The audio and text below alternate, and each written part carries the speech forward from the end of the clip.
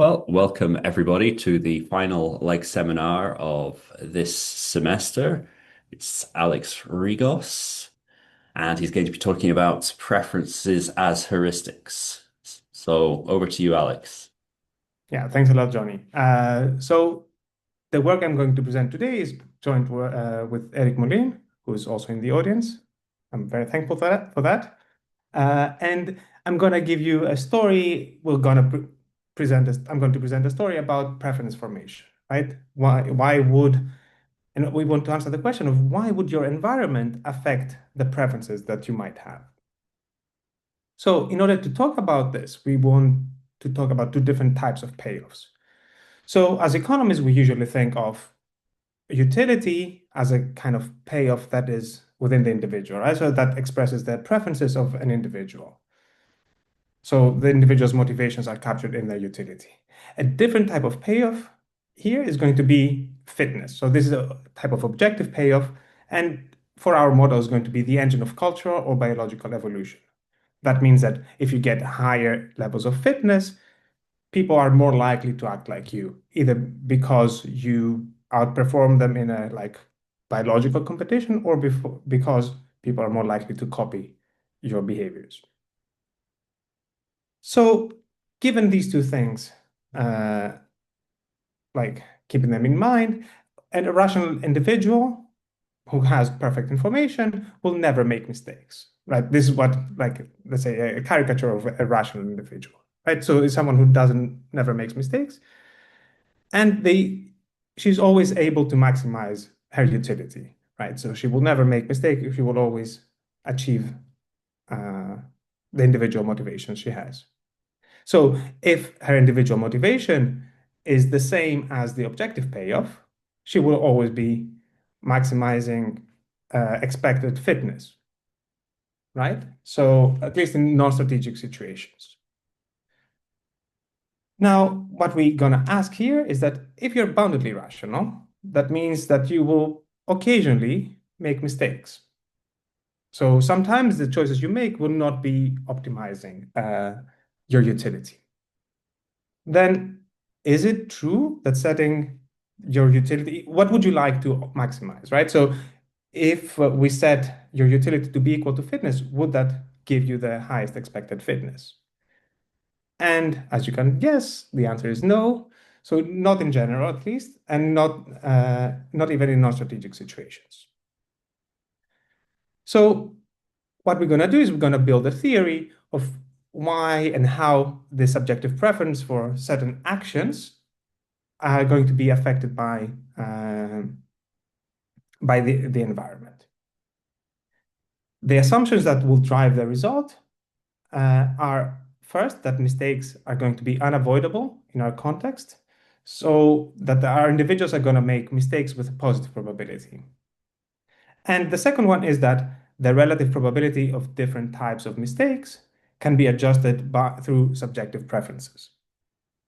And when I say different types of mistakes, it's like taking the fitness optimizing choice when you shouldn't, or not taking the taking an action when you shouldn't, or not taking the action when you should, right? Type 1 and type 2 errors. So what are the implications? That individuals are going to be typically better off with some preferences that will deviate from objective payoff maximization. And we're going to apply our framework to discuss preferences, the evolution of preferences for truth-telling, conditional cooperation, norm compliance, and others. And in general, we think that what we present is a mechanism that can show how the incentives prevalent in one's environment can affect culture and values. This is like the big picture. Now, to talk briefly about, well, maybe not so briefly, let's talk about the literature. We're not the first ones to say that preferences can deviate from fitness, right? So there is this literature on using the indirect evolutionary method, right? Where people will develop preferences for cooperation, for example, because either the preferences are observable and they can use this strategically, or because they are sortatively matched. Also, because they interact in a small population. There are other models where preferences, non-materialistic preferences, are driven by socialization by parents. So your parents will tell you that you should do this or that because they can endow you with basically their preferences. Um, and there are also so our work is more tied to this later literature over here, where that uses evolution as an optimization, right? So um, the idea is that evolution will solve a constrained optimization problem for you and will endow you with the preferences that will maximize your fitness.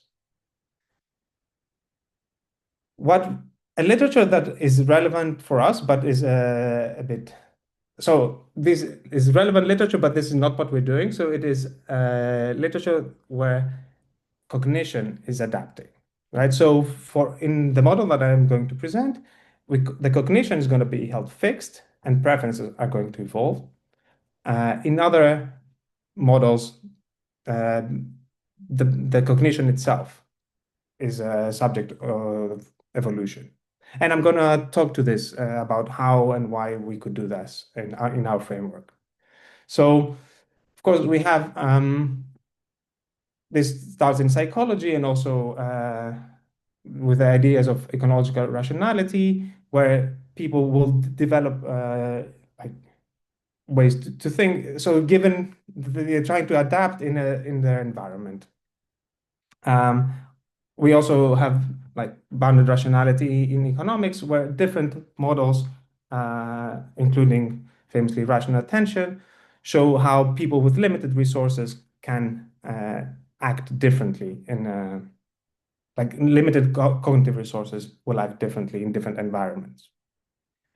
Um, okay, with that said, let me start introducing the framework. So I will start with an individual choice framework, and then we'll go to talk about games.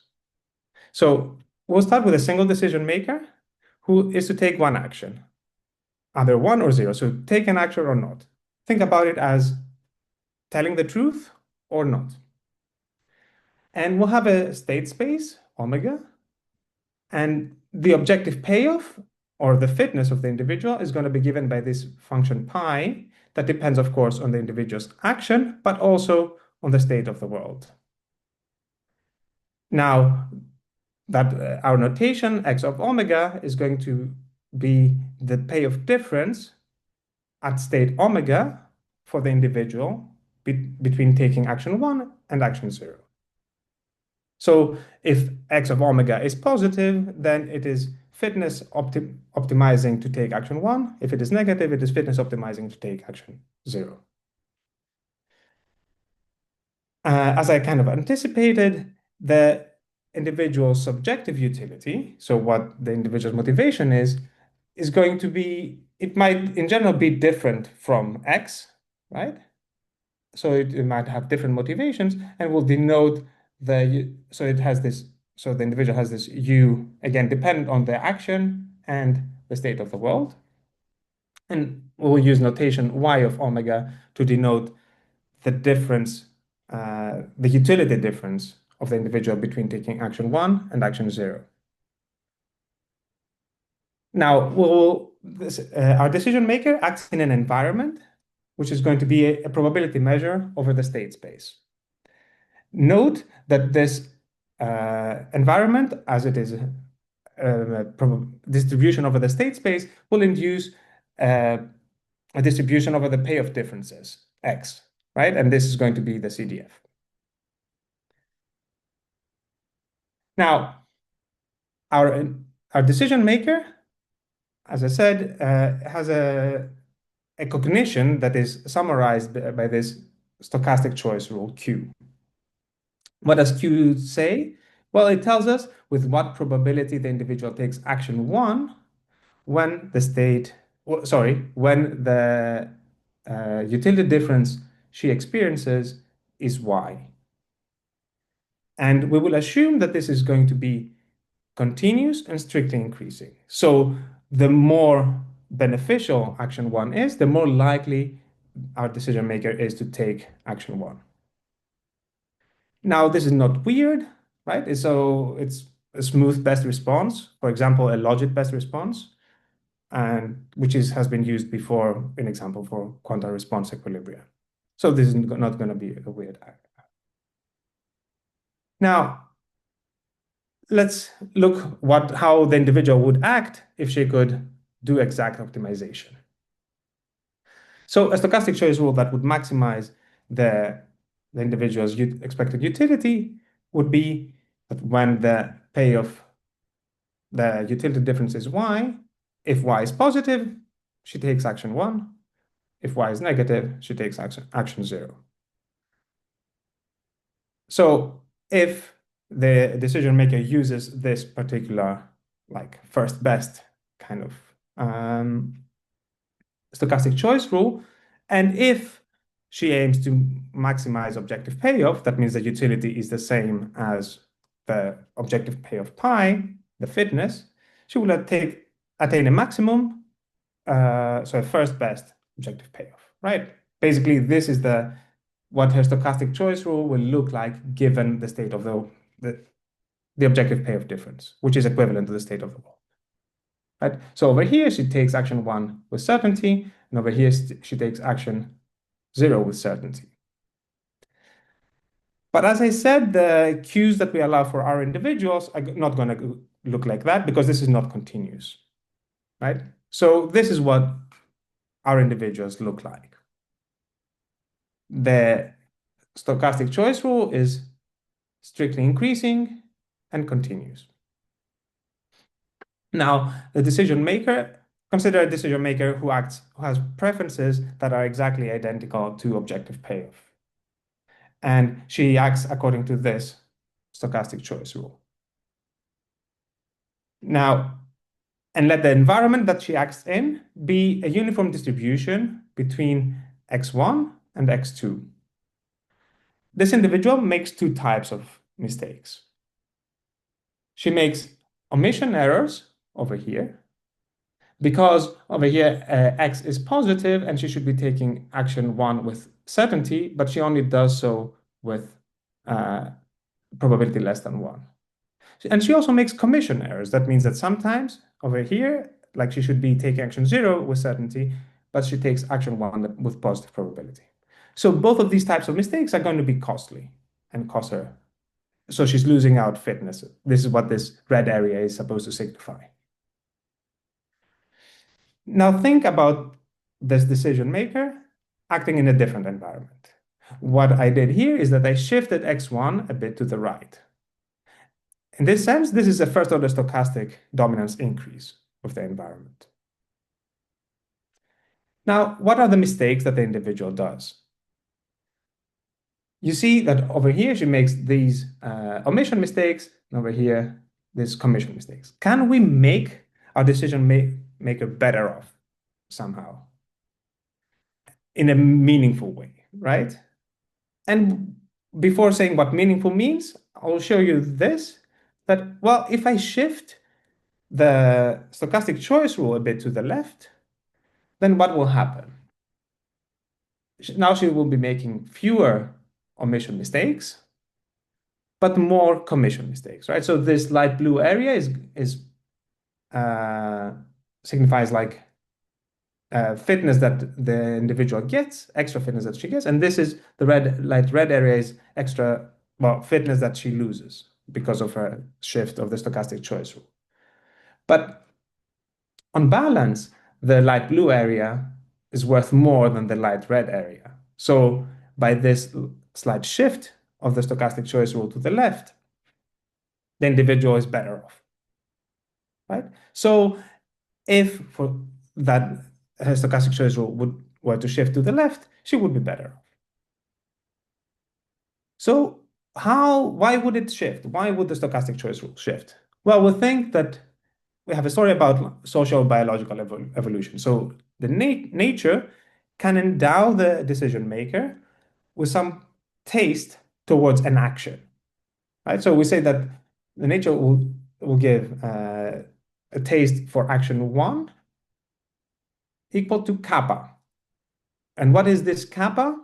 Well, now with a taste kappa for action one, the subjective taste, the subjective payoff, the utility of the individual will look like as before, but she will get a bonus of kappa if she takes action one, right? So that means that, okay, I start liking action one. So I'm getting what is objectively good plus a bonus, right? Because for taking action one.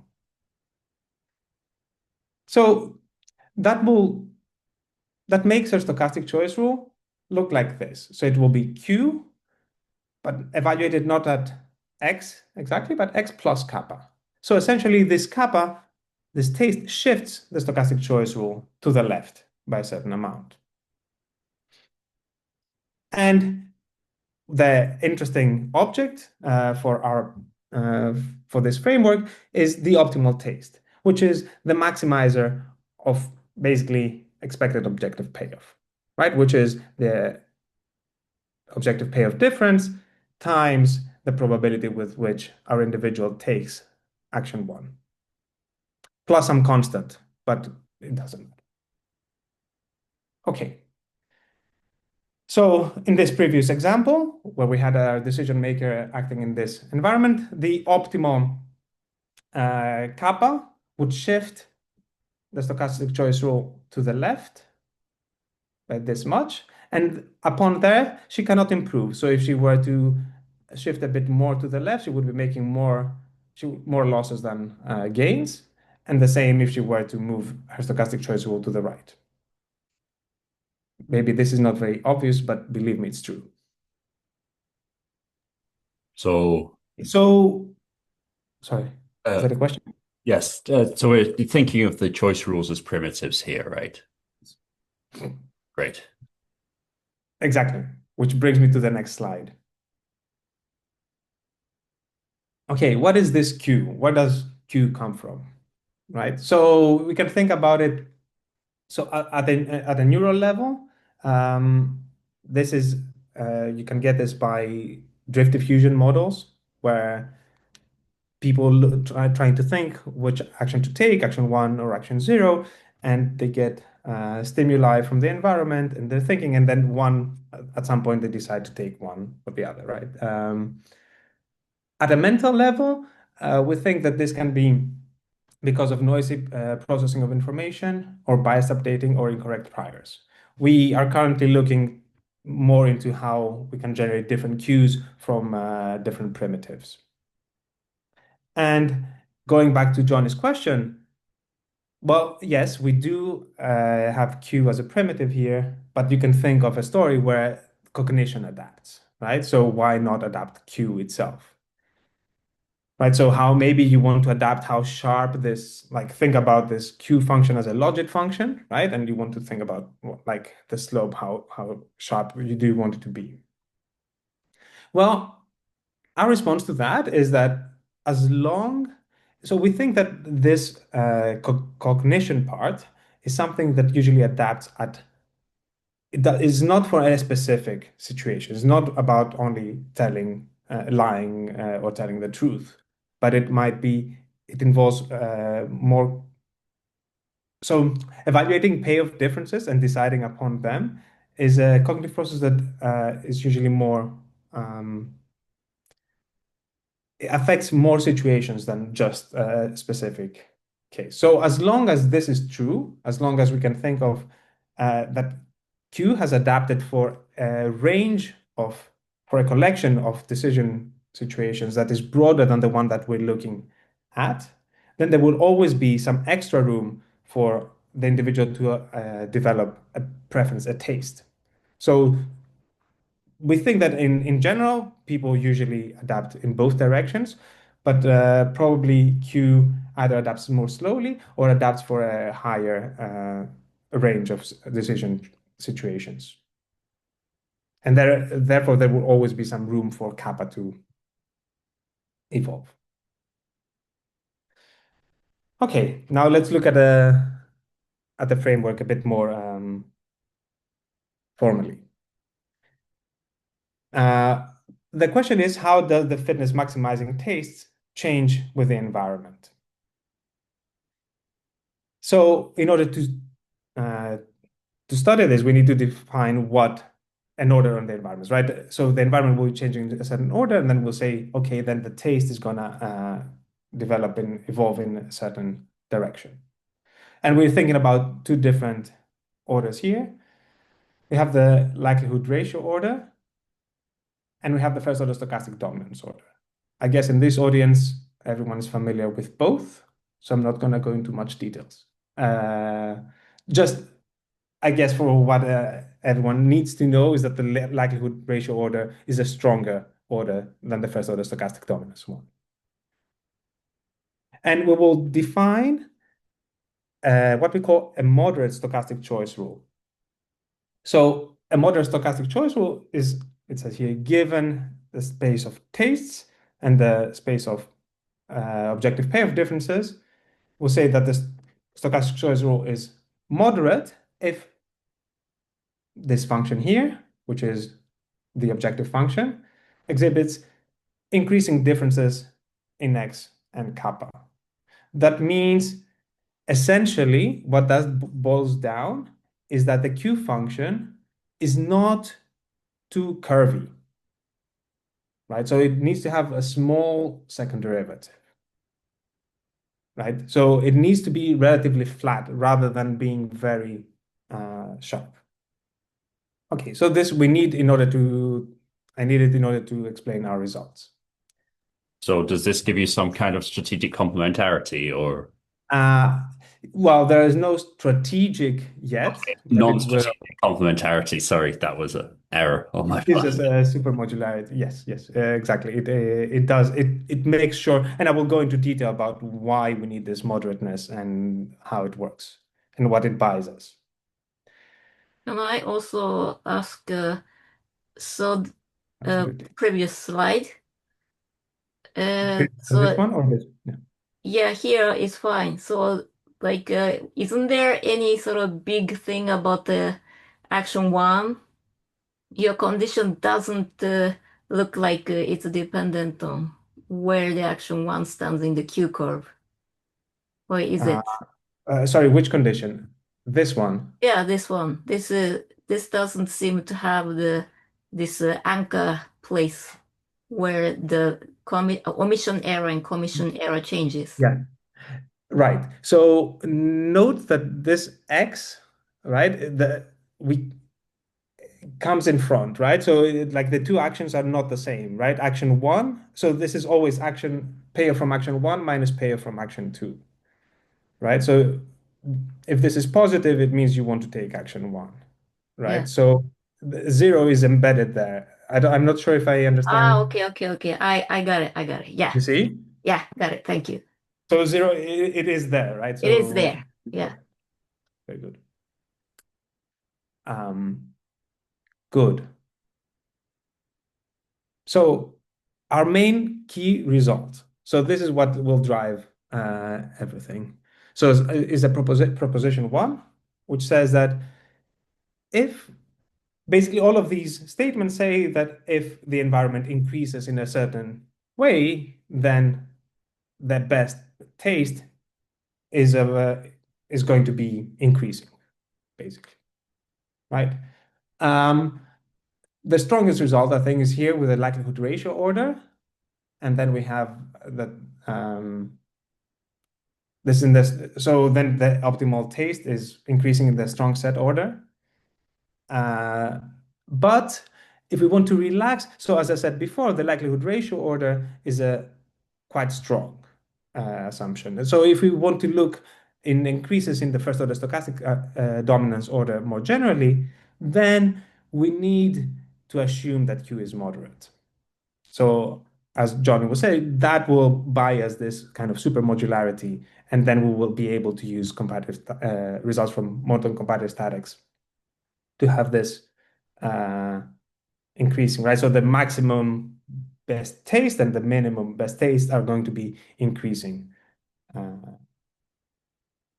And if we demand that Q is strictly moderate, then we can also get this result in the strong set order as before. Now, since I think I have time, so I can go and talk about the moderateness condition and go a bit more into Johnny's question. I'm not sure if I can do this though with my.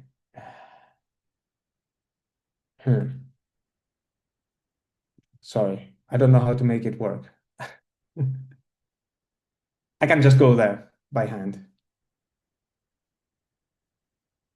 Okay, so think about this environment. In this environment, we have two states.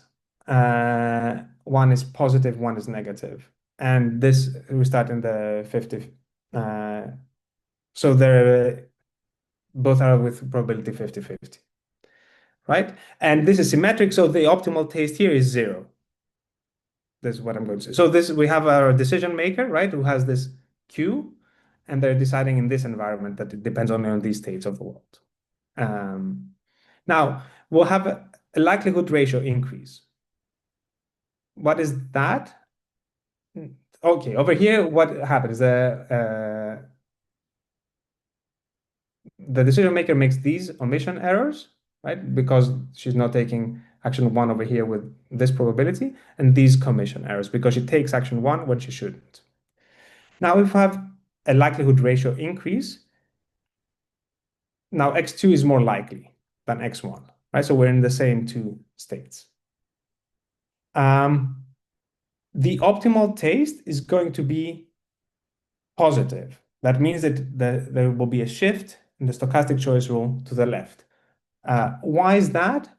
It's because now she increases the likelihood, she reduces these mistakes over here, but increases these mistakes over here, right? So, but now the mistakes at x2 are more valuable because they occur more frequently. So this is what drives the result for the likelihood ratio order.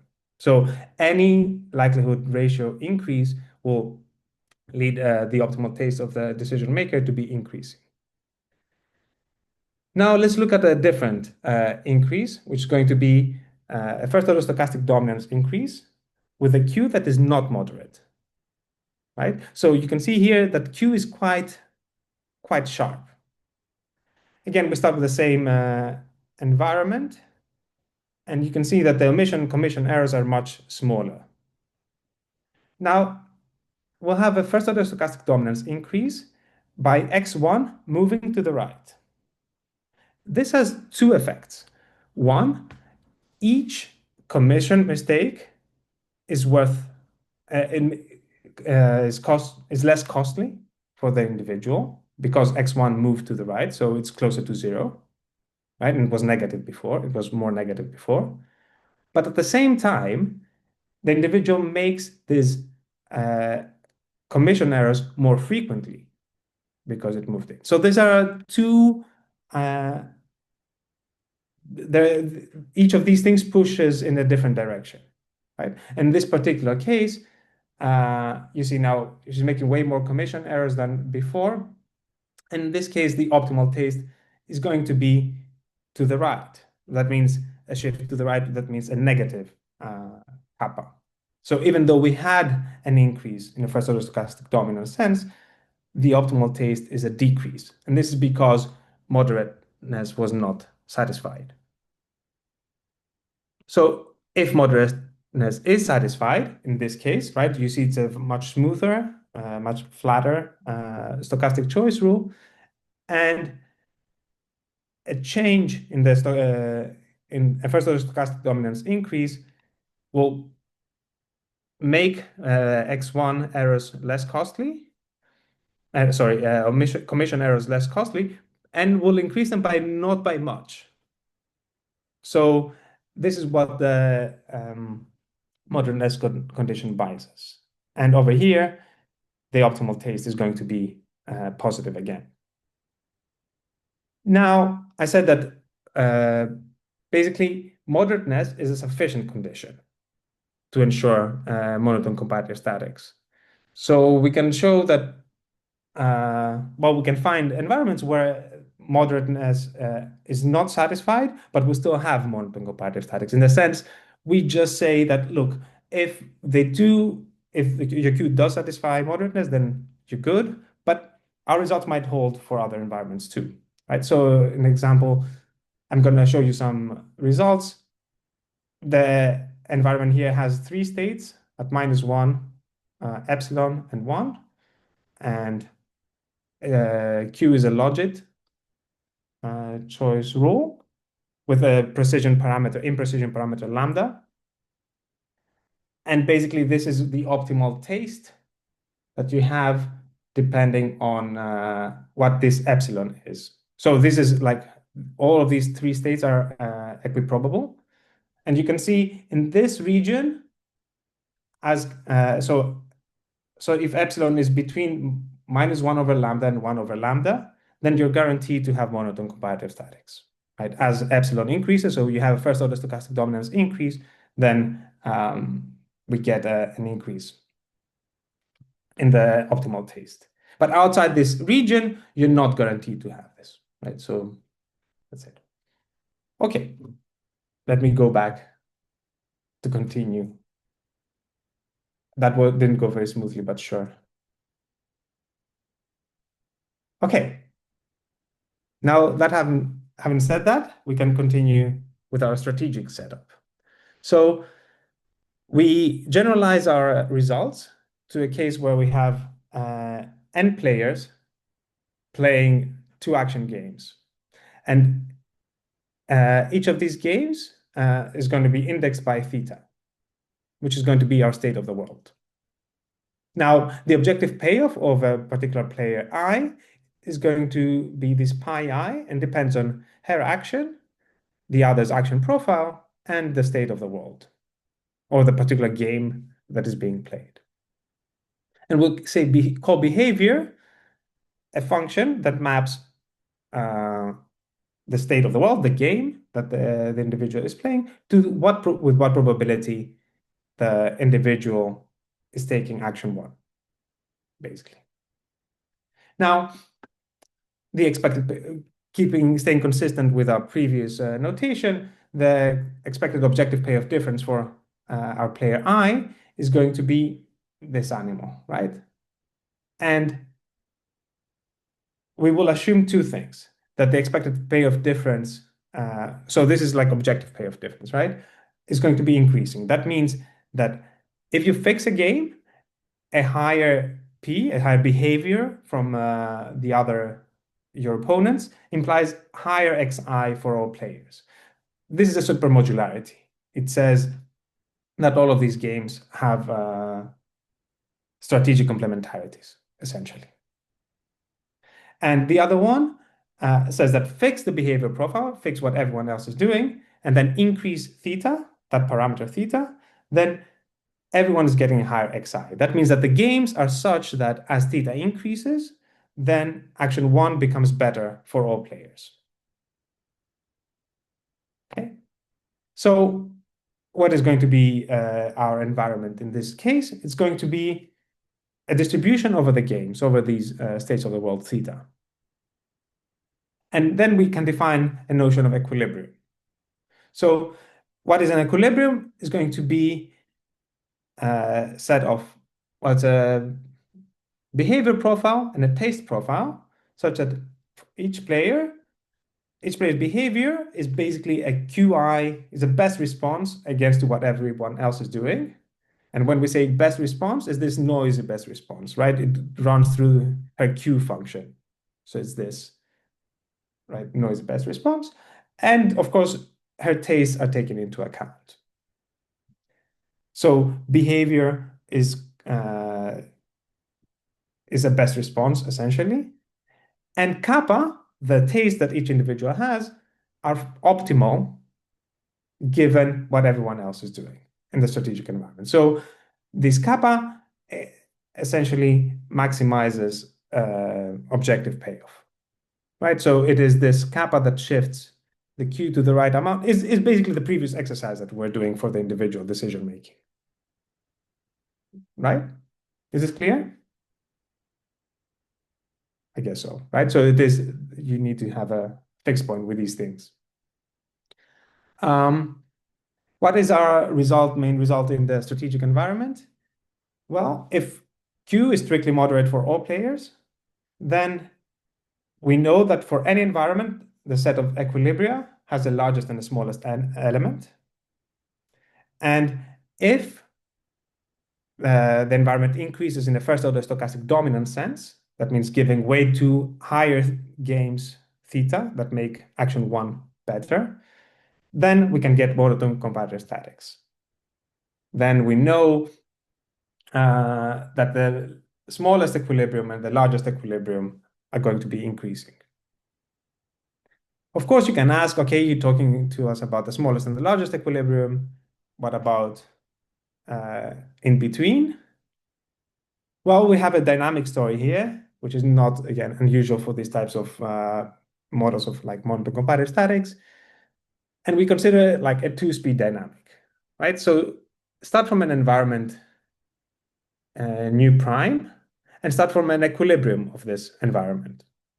Now then, let the environment increase, right? In the first order stochastic dominant sense.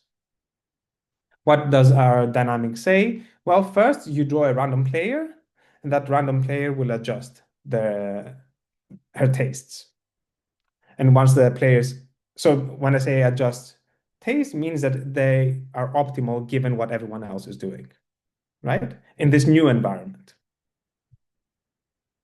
And then you let behaviors equilibrate. You draw one by one each player, you keep their tastes fixed, and you adjust their behaviors, right? They run through their Q functions, and eventually they reach what we call a behavior equilibrium.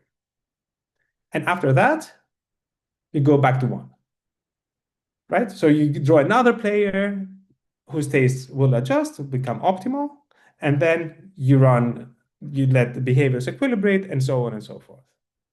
This is the dynamic process. What is the result? Is that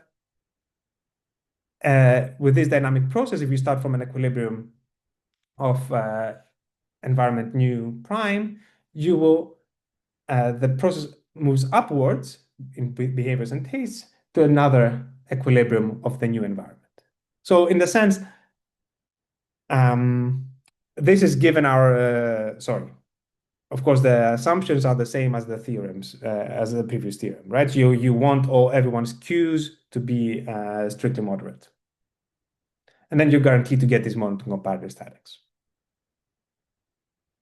So you can say, okay, so what? Great, you found these monotone comparator statics. Why is this useful? Well, there is evidence that preferences against lying are negative correlated with how rule violations are in a society, and that they're influenced by the lie detection probability and severity of sanctions in society. So what our model would predict here is that as lying gets more costlier in a society, right? If you are more likely to be caught lying on my tax returns, right? Or if the punishment becomes more harsh, then I should develop a preference for truth telling, so against lying, which is consistent with data here that you can find. Similarly, preferences for conditional cooperation in social dilemmas can be influenced by the repetition probability. So if I'm very likely to meet the same people all the time, I should develop a preference towards conditional cooperation. And this is more general for preferences for complying with social norms, which can be influenced by the probability that behavior is observed, reported, and sanctioned. I can talk to you through one example with games that we have, which is going to be prisoner's dilemma, an indefinitely repeated prisoner's dilemma. So we have a population that is getting randomly matched in pairs, and they're going to play this indefinitely repeated prisoner's dilemma. Now, this is kind of normal, as we say, like mutual cooperation payoff is 1, mutual defection is 0. You lose L if you are defected upon, and you gain G if you defect against the cooperator. So there's a continuation probability delta, which is going to be our state of nature, right? So with and what does that delta do? We will restrict the individuals to two strategies, two types of strategies that are capture a big chunk of people empirically the strategies that people use in the lab, right? So it's going to be a conditional cooperative strategy, for example, Grim trigger, right? You cooperate round 1 and you see what the opponent did, and if you have always cooperated, then you keep cooperating. If not, then you defect. And then always defect strategy, which is very clear. So, and we're going to look at, this is going to be our game. Action 1 is going to be the conditional cooperative strategy, and action 0 is going to be the always defect strategy. So the normalized expected payoffs are given in this matrix over here. So you see that the repetition probability enters the payoff matrix. So, and this is going to be our state of the world, right? So our environment is going to be a distribution over deltas, which is going to say how likely are relationships going to last in this particular environment, right? If you're in I don't know, maybe you meet people and you keep collaborating with them all the time, or like meeting them over and over again, or maybe it's very impersonal and you never meet them again. So over here, our expected objective payoff difference for a player I is going to be this complicated expression. But what is important to see here is that this is going to be, okay, sorry, I didn't tell you what this P bar, this is the average probability that an opponent, well, a co-player takes the conditional cooperative strategy, right? So if L is greater than G, that means that losses are high enough, then then this expression is increasing in this in others behaviors, and is also increasing in delta. So it satisfies, so this fits in our environments, in types of games that we have been discussing. So our results imply that equilibrium preferences for conditional cooperation will be increasing as the distribution of delta increases. So in environments with higher repetition probabilities, you should have, people will have preferences towards high preference towards conditional cooperation. Similarly, for any given environment, preferences for conditional cooperation will be increasing in the prevalence of conditional cooperation. That I didn't tell you about this result, but of course you can have multiple equilibria. That means, but in equilibrium, when behaviors are higher, this will also imply higher tastes for the particular action. How is this relevant? Now, we think this is the study of some anthropologists like Joe Henrik et al. And they went around in small societies and they let people play the ultimatum game. And here they report the different offers that players given that offers that people did in the ultimatum game. And I want you to focus on this Lamalera people. So you can see that they offer at least 50% of their endowment, if not more, right? This is extreme generosity. How do these anthropologists say try to talk about this result? Well, they say that these people make a living through hunting whales. And hunting whales is a very complicated endeavor. It needs to have several boats with these harpoon holders. And of course, it's a big operation, right? They see the whale, they set up, and they go and to hunt it. And once they catch the whale, there are very specific rules about who gets what part of the meat, who gets and goes might be the captain of the boat, could be the harpoon the holder, it could be the family who donated this large amount at some point 100 years ago, right? But there are very specific rules about how to do this. Now, these anthropologists say that these people have been making a living by sharing the meat fairly. So when they're presented with this opportunity in the lab, what they do is just they express their preferences. They fully understand what the stakes are. It's not that they're stupid, but they express preferences that they have developed in a different environment, right? And our model is a way to reconcile that. This gives you a path to say how these incentives in the real world can affect these people's preferences.